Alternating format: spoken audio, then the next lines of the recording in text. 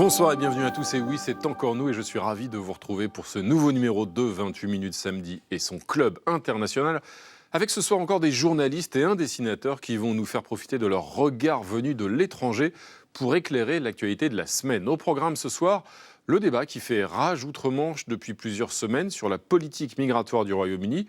La Chambre des communes a adopté cette semaine le projet de loi du gouvernement visant à expulser les migrants illégaux vers le Rwanda. Un dispositif initié par Boris Johnson et mis en œuvre par son successeur, Rishi Sunak. Nous ferons décoller les vols. Nous détournerons les immigrés clandestins de notre pays et nous allons enfin arrêter les bateaux. La Cour suprême avait jugé illégal cet accord conclu par Londres avec le Rwanda. La Chambre des Lords devra s'en saisir en janvier et la polémique enfle. Mais cet exemple peut-il faire école ailleurs en Europe? Peut-on imaginer que d'autres pays imitent les Anglais? Nous accueillerons également notre invitée du samedi, la franco-iranienne Marjane Satrapi, réalisatrice, dessinatrice à succès. Elle a dirigé un très beau roman graphique collectif, Femmes, Vie, Liberté. Et elle viendra nous parler de ces Iraniennes qui continuent de lutter courageusement depuis 15 mois, malgré la répression sanglante du régime des Mollahs. Et nous retrouverons en fin d'émission l'étourdissante Alix Van P. Salut Alix. Salut Renaud. Alors c'est quoi le menu ce soir ? Eh bien ce soir Renaud, on va faire parler les morts, mais pas n'importe lesquels. Les grands artistes défunts comme Salvador Dali ou encore Vincent Van Gogh, ressuscités grâce à, ou alors à cause de, l'intelligence artificielle, vous verrez. Évidemment. À tout à l'heure Alix, c'est le Club international de 28 minutes samedi. Ça commence tout de suite.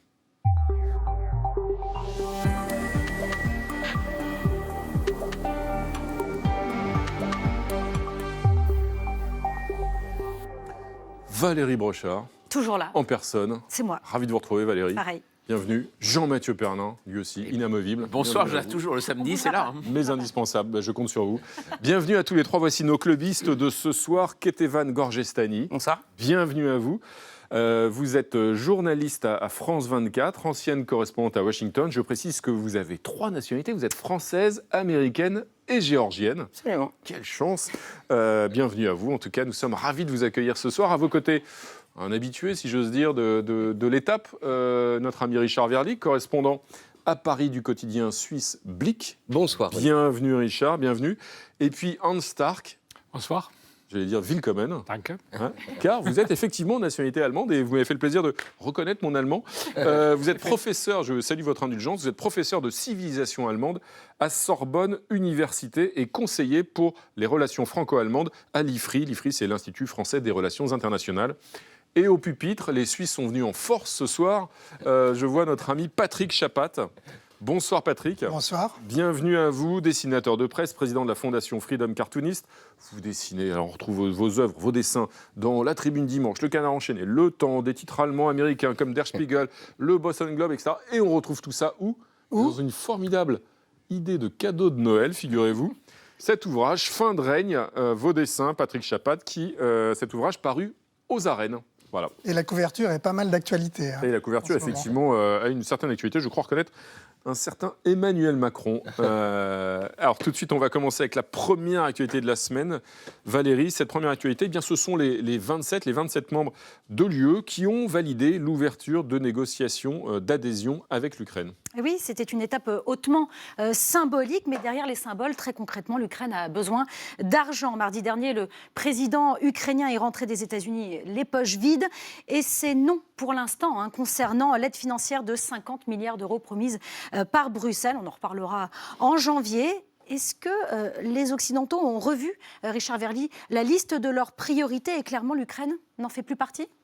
Je ne crois pas. Moi, je reviens du sommet de Bruxelles. Il y avait une vraie ferveur à défendre l'Ukraine, sauf qu'il y a eu un dirigeant qui s'y est opposé, Viktor Orban. Il a eu une parade le premier soir en s'absentant de la salle lorsque la décision a été prise de soutenir, d'ouvrir des négociations d'adhésion. Et puis ensuite, il est revenu à la charge en refusant maintenant de débloquer les 50 milliards. Ce qui est très probable, disons-le quand même, c'est que les 50 milliards, les Ukrainiens les obtiendront. Sauf qu'on sait que quand on obtient de l'argent trop tard, eh bien, il y a d'abord un effet dévastateur psychologique et ensuite une usure politique dont sera victime Volodymyr Zelensky. Sauf que Ketevan Gorgestani, ces hésitations européennes, elles viennent dans un contexte où on voit aussi qu'au-delà, d'ailleurs, les Occidentaux et en particulier les Américains revoient eux aussi un peu leur soutien à la baisse. Il y a eu le refus du vote du Congrès sur une rallonge financière et puis il y a le spectre de Donald Trump qui plane aussi sur la politique américaine. Oui, alors il y a deux choses différentes. Le refus du Congrès, c'est là pour le coup une question de politique intérieure, c'est l'immigration. Les républicains voient une ouverture pour essayer de trouver des concessions, de tirer des concessions des démocrates sur la frontière avec le Mexique. Et donc ils utilisent en fait l'Ukraine comme monnaie d'échange, entre guillemets. Mais en essayant de jouer aussi peut-être sur une forme de lassitude de l'opinion américaine. Ils jouent un peu là-dessus, mais encore une fois, un peu comme avec les Européens, cet argent, à un moment donné, il va probablement arriver. Mais pareil, l'effet dévastateur, c'est que l'argent n'arrive pas maintenant, il arrivera plus tard, potentiellement trop tard. Et après, bien entendu, il y a les élections américaines de 2024, il y a le spectre de Trump, et là, on rentre dans une année électorale, et là, ça devient encore plus compliqué. Mais en Stark, est-ce qu'à un moment, finalement, ce soutien à l'Ukraine, est-ce que de fait, il n'est pas déjà lassé quand on voit qu'il y a certaines armées européennes qui se disent on ne sait pas maintenant comment on va pouvoir défendre notre propre pays, on en a trop donné? Écoutez, il faut parler de ce qui va arriver si la Russie obtient le contrôle de l'Ukraine dans son ensemble.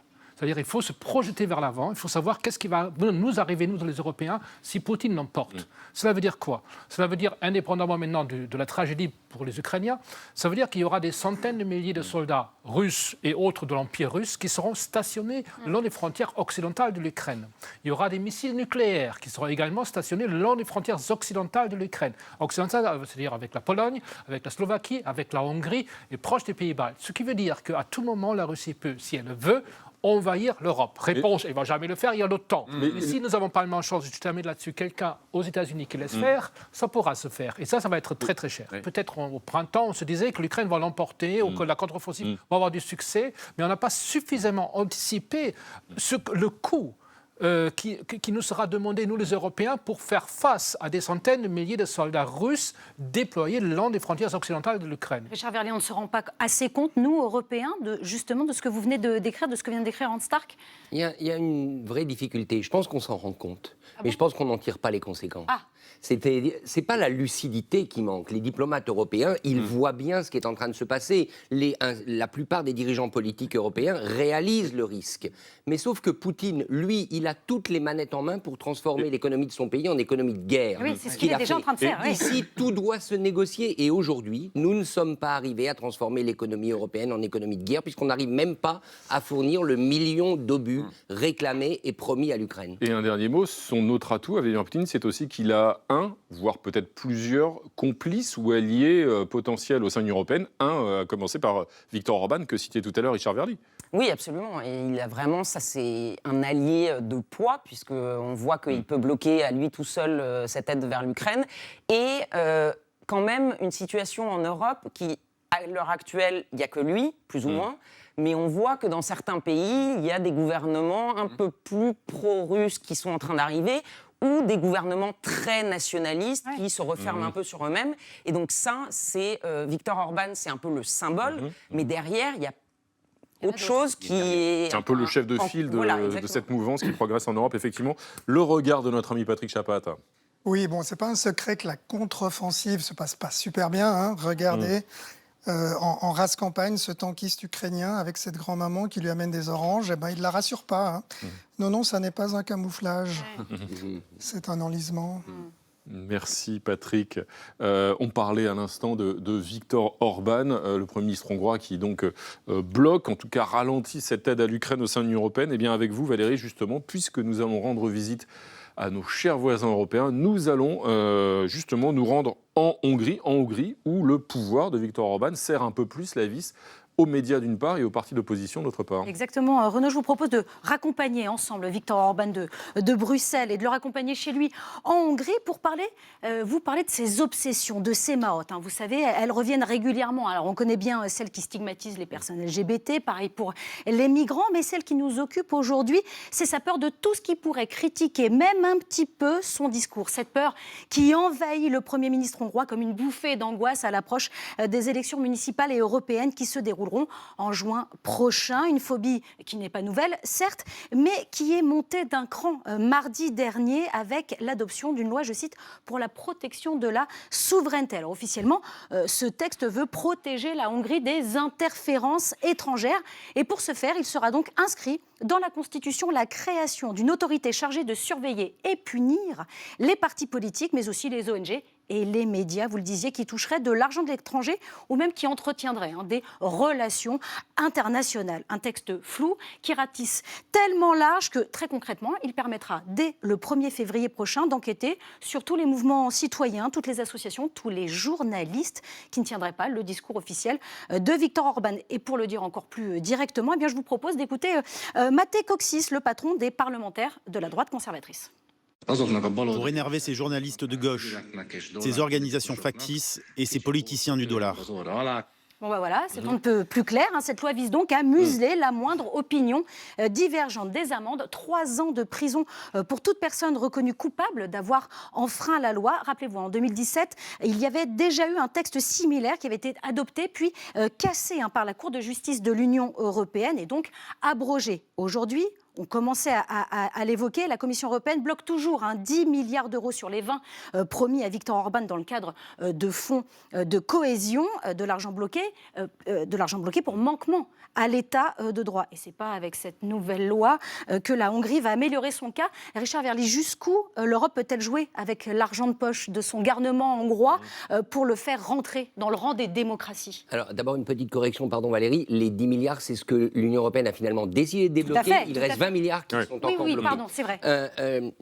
Le problème, c'est qu'aujourd'hui, on va finir par donner cet argent à Orban. Parce qu'on a besoin de son soutien sur l'Ukraine, on vient d'en parler. Et que cet argent, il va servir pour accroître encore la répression ou en tout cas l'encadrement politique de son pays. Donc on est vraiment devant un dilemme. C'est-à-dire que normalement, une loi comme celle-ci devrait être effectivement sanctionnée, elle devrait être empêchée. Je ne sais pas si cette fois elle le sera, sauf à ce qu'à un moment donné, disons-le quand même, sauf à ce qu'à un moment donné, eh bien les 26 décident de montrer la porte à Viktor Orban d'une manière ou d'une autre. Mais pour ça, il aura malheureusement des alliés, c'est ça la difficulté. Et comment vous faites pour gérer une union qui est basée sur le compromis et le consensus? Hans Stark, en un mot, c'est imaginable ça? C'est très bien ce qui se passe en Hongrie parce que ça nous montre à nous ce que nous risquons en France, en Allemagne, ailleurs, si ce type de parti arrive au pouvoir. Nous avons cette facilité aujourd'hui, cette banalisation du côté des conservateurs face à l'extrême droite populiste, de se dire finalement on peut en avoir besoin pour former des coalitions, c'est finalement pas si grave que ça. On voit très bien ce vers quoi on peut se diriger si jamais ce type de parti arrive au pouvoir. 2, je termine là-dessus, ce sera peut-être plus facile à travers ces agissements d'utiliser l'article 7 de l'Union européenne, qui est un article évidemment coup de massue, pour faire en sorte qu'en effet, on montre la porte à la Hongrie, ou en tout cas, on la bloque pour pouvoir voter à 26. L'article 7 permet sans justement demander à Orban d'aller boire un café Exactement. pendant une décision. Merci Hans Stark. À la politique de Viktor Orban vue par Patrick Chapat. Vous savez que dans la Hongrie de Orban, mon collègue Gabor Papai, dessinateur, se fait poursuivre en justice, se fait traiter de cafard à la télévision nationale. Alors le voilà, Viktor Orban, et sous sa botte, un journaliste ou une ONG. C'est ça la Hongrie. Merci Patrick. On va maintenant retrouver notre ami Olivier Boucreux, un DRH sans pitié au jugement aiguisé mais lucide. Il récompense chaque samedi son employé de la semaine. Et ce soir, il ne pouvait pas manquer de se pencher sur le cas du nouveau président argentin, le pittoresque Javier Milei. Nous sommes tous des employés, celui de la semaine n'est pas psy, mais a promis une thérapie de choc à son pays. Lui aurait bien besoin d'une analyse. Javier Milei, 53 ans, nouveau président argentin, 2 ans d'expérience en politique, ancien économiste, polémiste, bon client en télé, d'abord député de Buenos Aires. Il a créé son parti, La Libertad Avanza, pour séduire le peuple argentin et Dieu. Le divin lui aurait textoté via une séance de spiritisme « Tu dois être élu en 2023 », ça, c'est fait. Surnom, le Trump de la Pampa, pas étonnant pour quelqu'un qui se réclame de l'ancien et peut-être futur président américain, mais aussi de Bolsonaro et Thatcher. Signe particulier, coiffure, voix, look et regard de rocker de bal pop. Il a même chanté dans sa jeunesse des reprises des Rolling Stones. Ses ennemis, le pape, ou plutôt le mal sur la terre comme il nomme ce compatriote qui a voulu imposer le communisme, et la banque centrale qu'il veut détruire pour dévaluer le peso de moitié et dollariser l'économie, ses armes, tronçonneuses et piñata.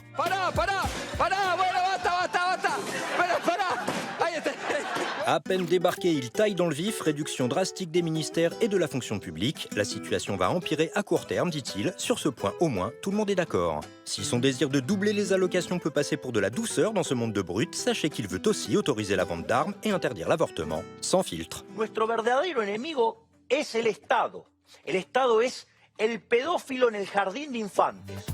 Outre le foot, sa passion première, c'est l'être humain le plus merveilleux qui existe sur Terre. J'ai nommé Karina, sa sœur. Une petite amie fraîchement débarquée ne joue pas encore les premières dames. Celle qui est apparue au pupitre le soir de sa victoire, c'est Karina, toujours Karina. Elle réfait, comme il dit. La source de cette relation fusionnelle remonte à loin, quand ils se soutenaient face aux violences de leur père. Ça n'excuse rien, mais explique beaucoup. Et finalement, pourquoi lui? Parce qu'il a fait cloner, avant qu'il ne meure, son amour de chien Conan, et qu'il a 5 mastifs anglais clonés dans un appartement qui empeste, selon ses voisins. Un homme qui aime à ce point les bêtes ne peut pas être un mauvais bougre, dirait Brigitte Bardot. Alors qu'Etevan Gorgestani, rappelons que Javier Milei a prêté serment dimanche dernier pour donc devenir le nouveau président argentin, et à peine au pouvoir, eh bien, il confirme ses engagements de campagne, ses mesures radicales d'évaluation du peso, suppression de la banque centrale, coupe drastique dans les dépenses publiques. Quelles peuvent être les conséquences d'une telle politique? Lui-même annonce d'ailleurs que ça va faire mal en gros. Oui, à court terme, ça va faire très mal. Et la question, c'est est-ce que les gens qui l'ont soutenu vont accepter ce mal à court terme pour potentiellement un bien à long terme? Et je parlais récemment avec des collègues et des amis argentins qui me disaient un peu ce que les gens pensent sur place. Et même eux, même en acceptant et en disant « il est complètement fou », ils sont sortis de tellement de décennies de rien ne marche, qu'ils sont prêts... La crise économique est terrible. Ils sont prêts à donner sa chance à vraiment potentiellement n'importe qui en se disant on ne sait jamais, peut-être que ça peut marcher. Et bien voilà, précisément, justement, le dessin de Patrick Chapat qui illustre ces interrogations. Ben oui, parce qu'on est loin de l'Argentine. On ne subit pas l'hyperinflation. Alors, vu d'une terrasse de Saint-Germain, on se pose la question, mais pourquoi Une hypothèse. Peut-être. Le steak argentin... Ouais. C'est une hypothèse, c'est pas confirmé encore alors qu'il est. Mais totalement scientifique. Voilà, on va mener l'enquête. Merci Patrick. C'est l'heure maintenant de la une hexagonale. C'était mardi à la une du quotidien régional Lyon Républicaine. Immigration, crise politique au lendemain du rejet du projet de loi porté par Gérald Darmanin par l'Assemblée nationale. Le gouvernement tente de sauver une version de son texte sur l'immigration en négociant avec la droite, mais au-delà, privé de majorité absolue, Emmanuel Macron pourra-t-il encore agir pendant 3 ans et demi? Et d'ailleurs, pourquoi est-ce que notre démocratie parlementaire en France est-elle si rétive avec la culture du dialogue ou de la recherche du compromis que pratique, plus ou moins bien, mais que pratique nombre de nos voisins, et par exemple, Hans Stark, l'Allemagne? C'est une longue histoire, ça. Donc, il y a beaucoup d'éléments. Donc, la bipolarisation de la vie politique française, le système électoral, l'habitude d'avoir des majorités claires à travers un système électoral majoritaire qui permet depuis 1958 d'avoir des majorités stables. Donc, tout ça, aujourd'hui, vole en éclat. Nous avons un système Vu d'Allemagne, électoral... ça vous surprend, ça, ces spécificités françaises, ça vous a surpris? Je pense que ce n'est pas que seulement vu d'Allemagne, ce n'est pas une exception française. C'est-à-dire, nous avons un système qui arrive au bout de souffle, mais on le voit aussi, finalement, aux États-Unis, en Grande-Bretagne, parce que là, pareil, vous avez 2 autres pays qui ont un système bipartisan et finalement nos différentes nuances sociétales ne se reflètent plus dans ce système politique finalement à 2. Macron l'a essayé avec sa politique du en même temps et on voit très bien, je termine, sur le projet d'immigration, justement, il y a de gauche et de la droite là-dedans. Et du coup, on ne peut pas être en même temps, oui. Voilà. Ça. Et ça ne marche pas. J'allais y venir justement, vous me faites le lien, Richard Verly, est-ce que c'est ce qu'a voulu essayer de faire Emmanuel Macron avec son en même temps, sauf que chez nous, ce n'est pas possible. Le compromis, la culture du compromis, on ne l'a pas, on ne l'aura jamais. Oui, sans doute, mais par ailleurs, je pense qu'il y a profondément chez la personnalité d'Emmanuel Macron l'incapacité à comprendre ce qu'est un Parlement. Ah. Et il ne peut pas comprendre que quand on a un Parlement, non seulement il faut négocier, donc pour négocier, il faut quand même... se mettre à hauteur. Voilà, se mettre à hauteur. Et puis d'autre part, il y a eu cette volonté de passer en force, c'est-à-dire de dire à un certain nombre de députés de droite, puisque c'était là qu'ils regardaient, votez notre texte, et puis vous n'aurez pas le choix. Il ne croyait pas, au fond, à ce basculement, dont il faut bien le dire que c'est un basculement vers les thèses de l'extrême droite, quand même, en matière d'immigration. Donc je crois que mauvais calcul, mauvaise analyse, et surtout pas d'envie d'Emmanuel Macron de vraiment s'adapter à un système parlementaire. Qu'est-ce qu'il va faire maintenant, semble-t-il? C'est saucissonner un texte, c'est l'expression employée, mais c'est pas non plus une bonne image à donner aux Français. Ça veut dire que vous faites des manœuvres pour un sujet très important comme l'immigration. Justement, qu'Etevan Gorgestani, un sujet très important comme l'immigration, vous avez raison, mais au-delà du cas d'Emmanuel Macron, du gouvernement français, au-delà du cas français, est-ce que cette question migratoire, elle n'est pas en train de déstabiliser de nombreux régimes démocratiques en Europe? On a parlé de la crise au Royaume-Uni il y a quelques minutes, c'est le cas aussi en France. Le gouvernement néerlandais de Mark Rutte a chuté sur cette question, et un peu partout ailleurs en Europe, on voit que la question migratoire déstabilise ou fragilise en tout cas des gouvernements démocratiques en place. Absolument, parce que c'est un des sujets qui, pour la population, est un des principaux sujets d'intérêt ou d'inquiétude, selon de quel point de vue on se place. Et il y a une sorte de... C'est difficile de trouver un compromis sur ce sujet-là, justement, et on l'a vu avec le cas français, qui est qu'on a eu une alliance des deux extrêmes, ou enfin, des deux côtés de la sphère politique, mais pour des raisons totalement différentes. Donc il n'y a pas un accord Il n'y a pas de entre... consensus, non. Alors pourquoi ça ne marche pas, Patrick Chapat? Pourquoi c'est si compliqué? Regardez, on est préoccupé à l'Élysée. Voilà, Emmanuel Macron avec son conseiller, ça pourrait être Alexis Kohler, hein, un autre Suisse d'ailleurs. Et vraiment, là, les institutions n'avaient pas prévu un tel blocage, pas que les institutions d'ailleurs. Voilà, il a encore été mal conseillé.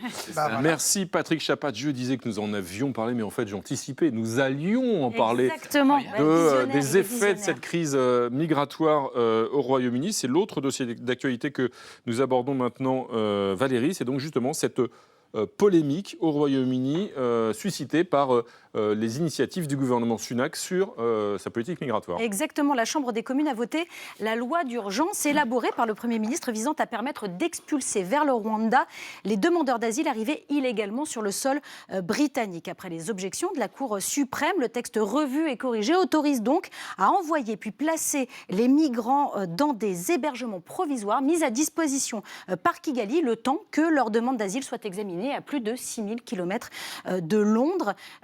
Est-ce que cette solution peut faire école, Richard Verly ?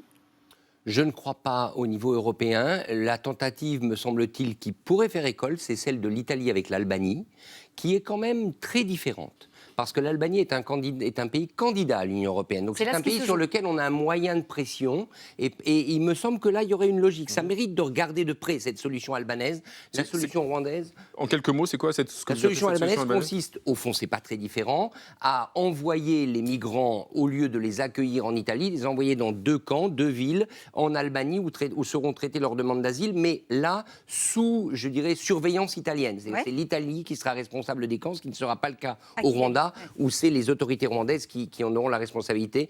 Donc moi, je ne crois pas à ce que ça fasse tache d'huile en Europe, la solution rwandaise. Et moyennant argent, surtout. C'est-à-dire que dans le cas rwandais, il y a 290 millions de livres qui sont en jeu. Je ne crois pas que ce soit le cas. Non, et d'autant que dans le cas de l'Albanie, je le répète, c'est un pays candidat à l'Union européenne, donc c'est un pays qui, a priori, va converger vers nos valeurs et nos principes, alors que sur le Rwanda, on n'a aucun moyen de pression. Et quand vous connaissez le souci de souveraineté du président Kagame, ça m'étonnerait qu'on a lui donné le moindre avertissement. Alors, on Stark aussi, à chaque fois, il y a la Grande-Bretagne. Auparavant, il y avait le Danemark aussi qui avait essayé cet accord.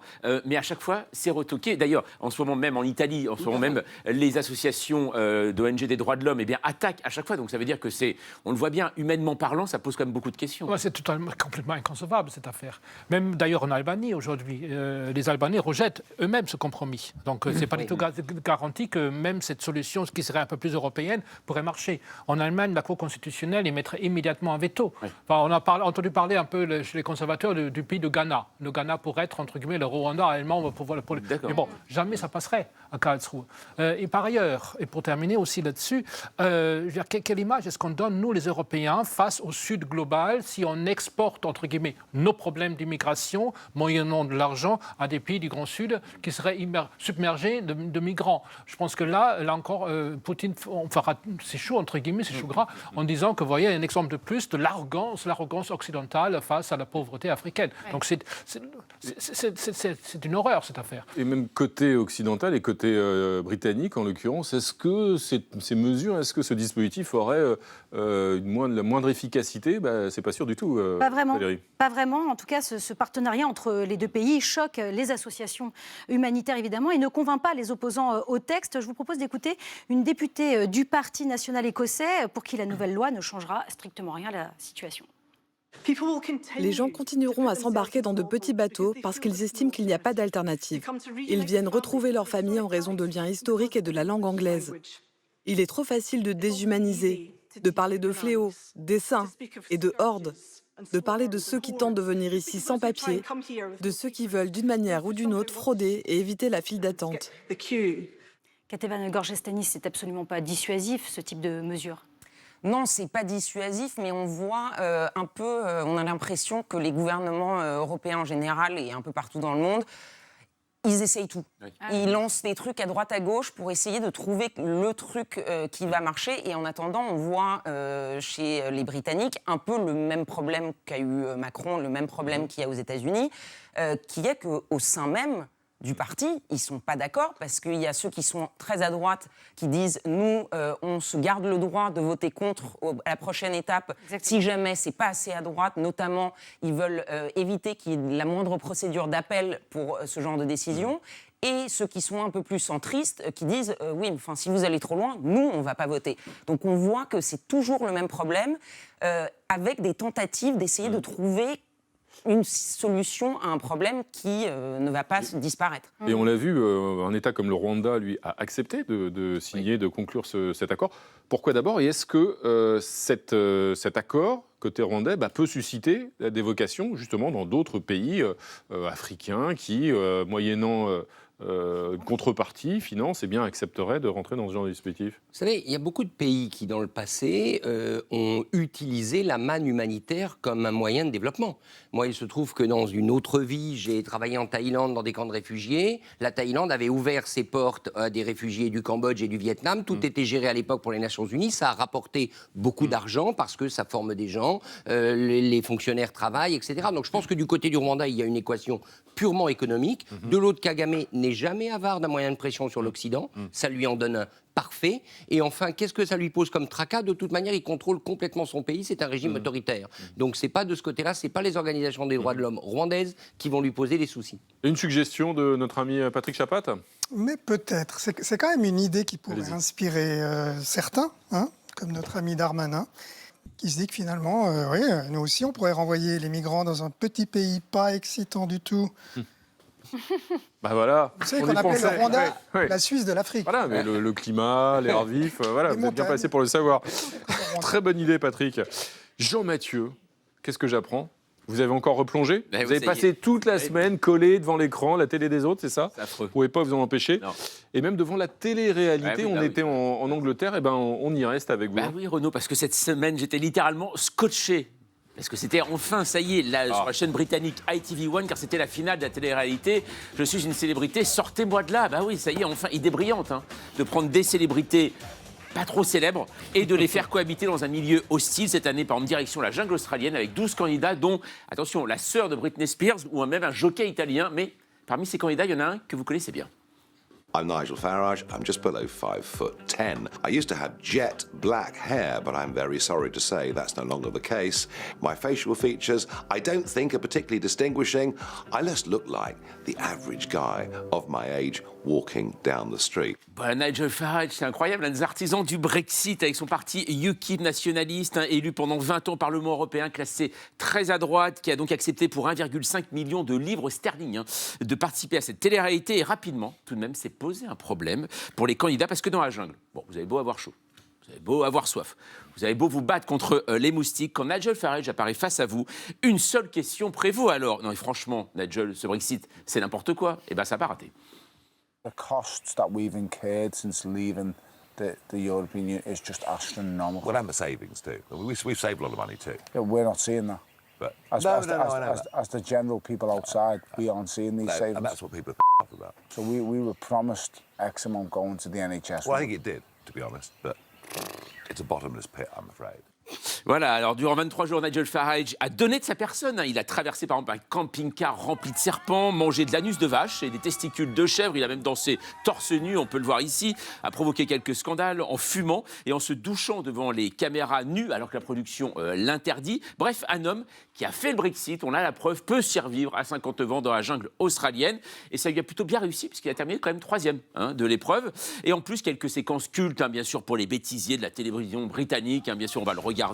Alors voilà, c'est assez cocasse, on doit affronter des épreuves, ça rigole dans les foyers, mais si on prend un peu de recul, on se dit, et si ce programme servait à Nigel Farage pour revenir en politique. Bah oui, parce que durant toute son épopée, il a été suivi par GB News. GB News, c'est une chaîne de télé ultra-conservatrice pour laquelle travaille Farage en commentant les travaux du Parlement du Royaume-Uni.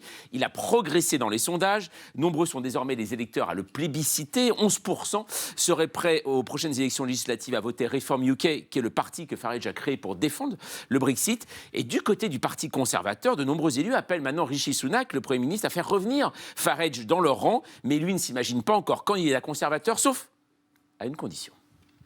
If we had a leader that believed the size of a state should be smaller, based on skills and based on whether people can benefit the country, if we had a leadership with the guts to stop young men crossing the English Channel in boats, if some of those things happened, do you know what? I might have a think about it. Mais qui pourrait bien être ce leader? Franchement, c'est bizarre.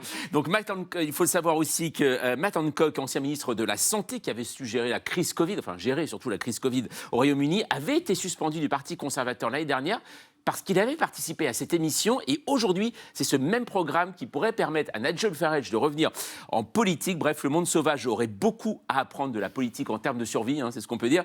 Mais Ketevan Gorgestani, est-ce que lui, en effet, Nigel Farage, quand on voit aujourd'hui la situation de la Grande-Bretagne, Rishi Sunak empêtré avec le dossier des migrants, est-ce que Nigel Farage peut venir les sauver?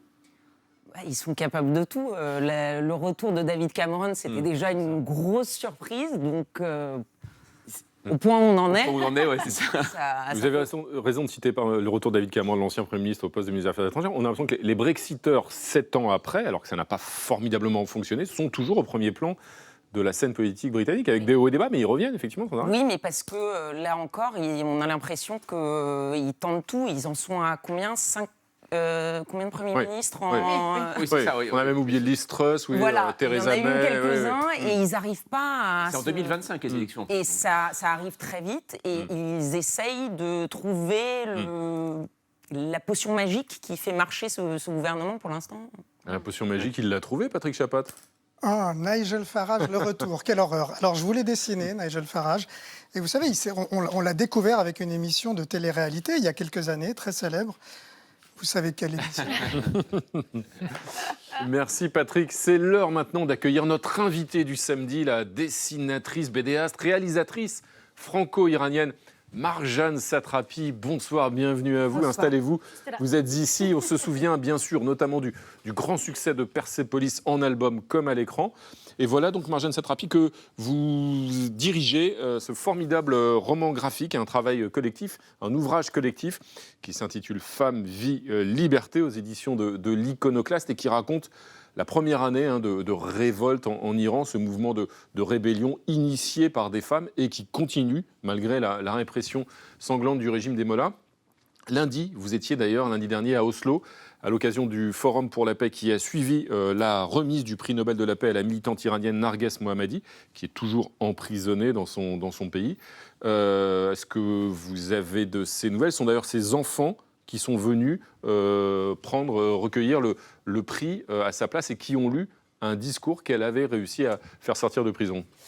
Absolument. Alors, des nouvelles, ben oui, elle est en prison. Elle a entamé une grève de la faim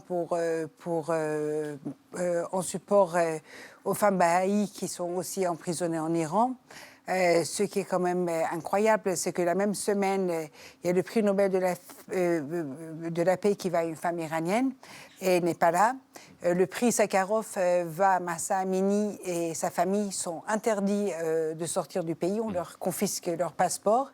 Et le président iranien, il peut sortir de l'Iran et venir s'exprimer. Et le régime iranien, il gouverne le Forum des droits de l'homme aux Nations Unies. Donc il y a quelque chose dans l'équation qui ne marche pas.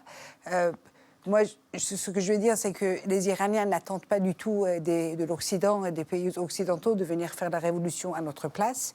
Mais il y a une chose de ne pas venir faire la révolution à notre place, c'est une autre chose de nous mettre des poignards dans le dos, surtout qu'il y a des lois internationales. Par exemple, sur l'apartheid des sexes, vous pouvez confondre le régime iranien devant le tribunal international. Vous voulez dire qu'il y a une forme d'aveuglement, voire de complicité indirecte, en tout cas de cécité de la part de nombreux nombre de régimes occidentaux à l'endroit du régime iranien. Et à quoi vous l'attribuez? Pourquoi? Vous racontez d'ailleurs que c'est quasiment historique, c'est-à-dire que depuis toujours, les Occidentaux ont eu du mal à comprendre ce qui se passe vraiment en Iran. Donc, c'est-à-dire que nous, en 1953, on nationalise notre pétrole, et derrière ça, il y a un coup d'État qui est fait, en fait, qui non seulement détruit le rêve de la démocratie en Iran, mais dans toute la région. En 1979, tout le monde est pro-Khomeini. Il y a Saddam qui attaque l'Iran. Tous les pays occidentaux sont pro-Saddam, alors que c'est lui qui nous attaque. Et ça, Saddam Hussein, en Irak. Donc pendant 8 ans, on donne des armes à Saddam de nous attaquer pour enfin aller faire la fête à Saddam. Et donc, c'est toujours, et les pays occidentaux sont du mauvais côté de l'histoire. Je pense qu'il y a quand même une sorte de peur parce qu'ils se sont dit, on s'est franchement gouré en Irak, en Syrie, en Afghanistan et tout ça.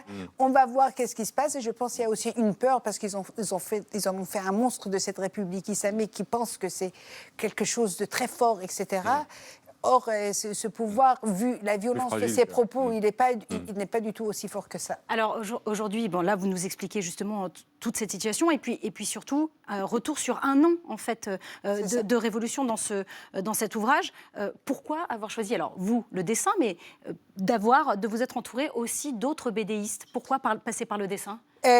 Déjà parce que c'est un sujet dur et que les gens n'ont pas envie de passer beaucoup de temps à lire un beau bouquin académique. La bande dessinée, ça a quand même cette vertu que c'est une lecture facile et puis le dessin, c'est le premier langage de l'être humain bien avant l'écriture. Donc ça rend la chose plus facile. Et puis, c'était pour expliquer au lecteur occidental qui n'a pas du tout accès à l'information, parce que c'est pas seulement de la paresse des journalistes, ils n'ont pas de visa non plus pour aller en Iran, pour leur expliquer qu'est-ce qui se passe. La situation sur place. Sur place, et c'est surtout de mettre aussi dans une perspective historique, parce que sans l'histoire, tout ça, ça ne veut rien dire. Mais aussi, on a traduit le livre en persan pour les Iraniens.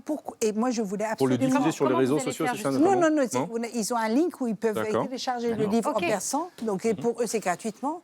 Et il y a une raison pour ça, c'est la raison pour laquelle je voulais que la plupart des dessinateurs ne soient pas iraniens, parce que nous, on soit intéressés aux problèmes iraniens, ça va de soi, mais pour le jeune Iranien qui chaque jour va dans la rue et qui peut se faire arrêter, qui peut se faire enfermer, torturer, de savoir que les artistes du monde pensent à lui, c'est du bon...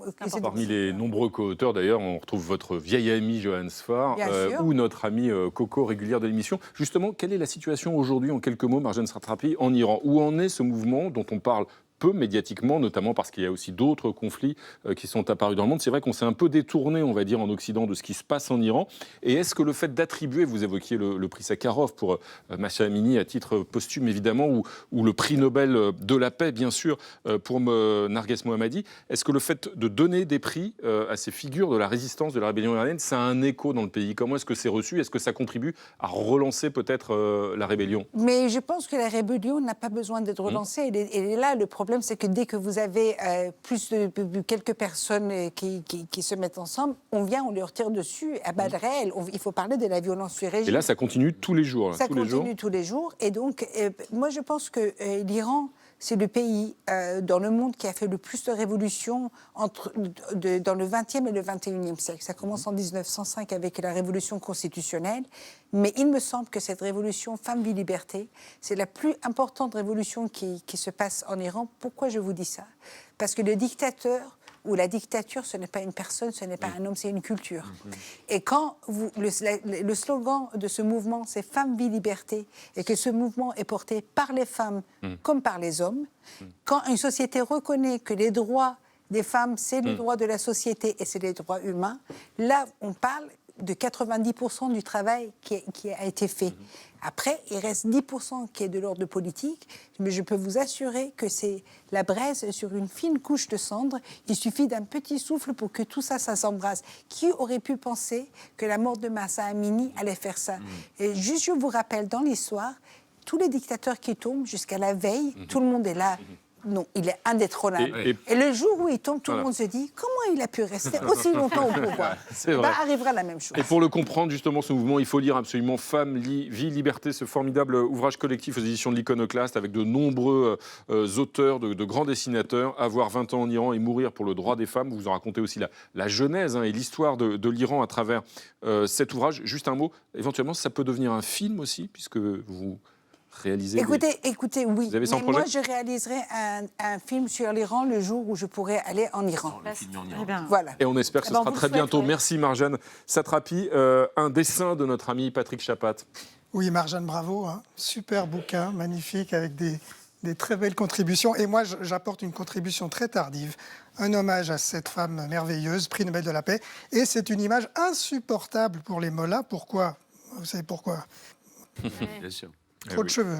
Merci Patrick Chapat, merci beaucoup Marjane Satrapi de nous avoir rendu visite ce soir. Nous allons maintenant accueillir dans un instant qui va vous succéder notre ami Alix Van P. Bonsoir Alix Van P, bienvenue à vous. En observant l'actualité chaque semaine comme vous le faites avec acuité, on croit parfois rêver. Et cette semaine justement, vous avez carrément discuté avec un défunt très célèbre, un certain Van Gogh. Oui, sans même faire tourner les tables, je vous promets, Renaud. Oui.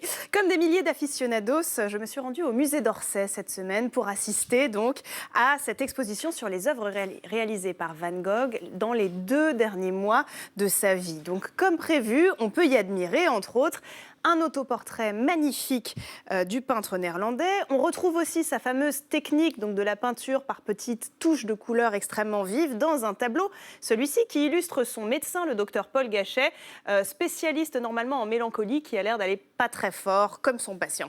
Mais ce qui était moins prévisible au musée d'Orsay, c'était une borne installée à la sortie de l'exposition sur laquelle on aperçoit, voilà la borne, en vidéo, Vincent Van Gogh, quasiment donc grandeur nature, avec le teint cireux, assis devant son chevalet. Ce double numérique fonctionne grâce à l'intelligence artificielle, évidemment, qui a ingurgité, entre autres, le contenu de 900 lettres écrites par Vincent Van Gogh. La machine, fabriquée par des experts et des scientifiques, est devenue donc incollable en Van Gogh, au point d'être capable de répondre au public à la place du peintre. Donc à ma question, pourquoi as-tu mis fin à tes jours ? C'est vrai que je l'ai tutoyé, mais bon. Il a répondu...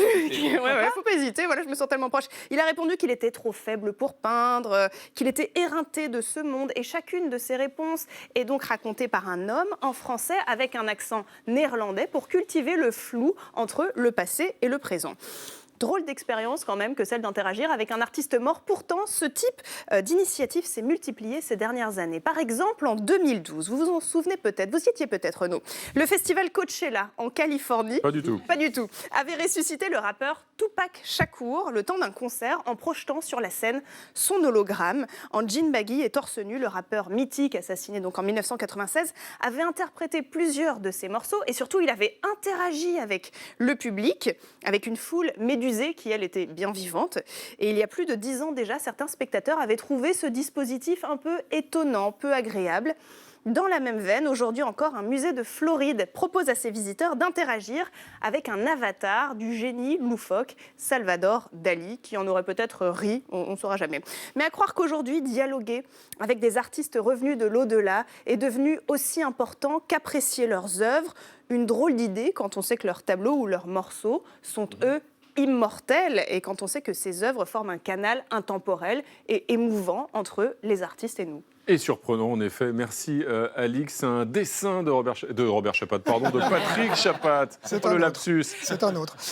Fascinant, cette borne interactive. Regardez, vous dites « Bonjour Vincent » et puis il vous répond « Je vous écoute ». Enfin, comme c'est Van Gogh, il le dit un peu différemment. Et voilà. Oh là là. Désolé, Patrick, ça devait arriver, forcément. On va maintenant retrouver un être différent, un individu étrange, imaginatif, facétieux. Même, il faut bien le dire, assez drôle. Il a pour nom David Castello-Lopez et pose chaque semaine des questions très, très intéressantes. Ce soir encore, est-ce que les épouvantails, ça marche ?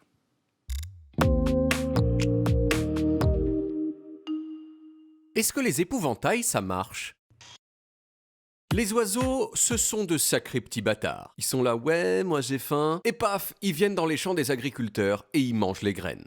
Pour éviter ces désagréments, les êtres humains ont pris l'habitude d'utiliser de fausses versions d'eux-mêmes. Des mannequins plus ou moins ressemblants qui sont censés faire peur aux oiseaux. Mais alors, est-ce que ça marche? Est-ce que vraiment les épouvantails font peur aux oiseaux? Eh bien, nous allons voir. Intéressant. Pour la vérité, c'est qu'il n'y a pas énormément d'études scientifiques qui ont été faites sur la question. Mais il y en a quand même quelques-unes qui ont abouti à un certain nombre de conclusions. La première de ces conclusions, c'est que les épouvantails qu'on a tous en tête, c'est-à-dire ce genre-là, soit ils ne marchent pas du tout, soit ils marchent pendant très très peu de temps. Parce que les oiseaux, contrairement à ce qu'on pourrait penser, ne sont pas non plus complètement c***. Ils voient assez vite que cette personne est sacrément immobile pour être un vrai être humain. Non, pour faire peur aux oiseaux, il en faut un petit peu plus que ça. Au début des années 2000, des fermiers de la vallée de la Oula, en Israël, ont installé ça. Des épouvantails assis, habillés en jaune, avec des fusils. Pour renforcer l'impression de danger pour les oiseaux, les fermiers ont patrouillé régulièrement leurs champs en s'habillant exactement comme les épouvantails et en tirant des balles à blanc en direction des oiseaux. Résultat, selon cette étude publiée en 2006, ça a marché. Les grues, qui auparavant causaient des dizaines de milliers d'euros de pertes dans les récoltes, ont déserté les champs. Enfin, il existe aussi aujourd'hui tout un panel d'épouvantails qui coûtent plus cher, mais qui marchent souvent encore mieux que les épouvantails de la vallée de la Oula. Comme par exemple ce canon qui n'envoie rien mais qui fait du bruit. Ou mieux encore ce système qui utilise un laser. Les oiseaux le perçoivent comme une menace, donc ils s'en vont, et en plus, ça marche même avec les mouettes. Intéressant. Très intéressant, quelle bonne idée. Merci à tous mes amis. Lundi à 20h05, vous retrouvez l'indispensable Elisabeth Quint, bien sûr, et on va se quitter en musique avec un clin d'œil à votre chronique, Alix. Faire parler Van Gogh ou Dali, comme vous l'avez fait, c'est fastoche, mais qui a fait chanter Cézanne? France Gall, évidemment. Cézanne, ouvre-toi et peins. Tchuss.